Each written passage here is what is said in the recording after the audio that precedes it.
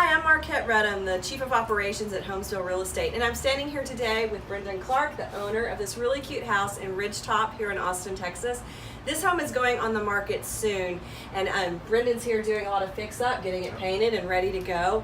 But I was wondering, I mean, you picked this home, you bought it originally. What made you choose this neighborhood? I think proximity to everything was my first sort of impetus. Like, we drove the neighborhood and we saw that there was, well, Kome was down the street at the time, but now it's right around the corner. So Right. Kome Sushi's right here, Sala and Betty's is right here. We have kiddos, and so they go 2 blocks over to Ridgetop Elementary, and Nice. you can pretty much walk everywhere. Good freeway access. Yeah, you're to near 35. right and over there, near 290. I mean, it's just, I think people overlook the neighborhood because they don't know where it is, but as soon as you figure out where it is geographically, it makes total sense.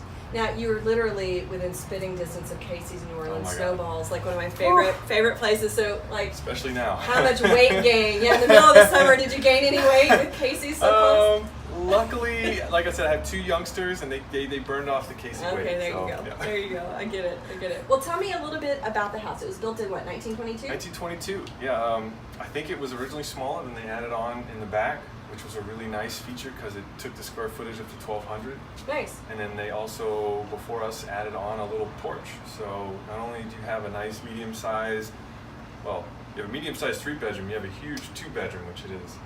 And then you also have the porch in the back. And the lot goes all the way to the alley, so you can, we always wanted to make parking off the street and out of the front yard so we could do a lot more with this front space, and having the alley allows us to do that. That's So, nice. yeah. Well, and one of the first things I walked in and I noticed were the beautiful longleaf pine Oh, man, floors. they're amazing. They Yeah. are amazing. And they're original, right? Yeah, original. And then there's that really cool exposed brick. Do we Yeah. know what that was originally?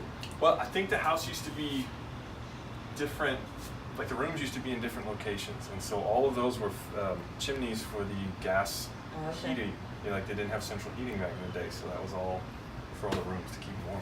That's really cool. So what's your favorite thing about the house itself beside the floor plan?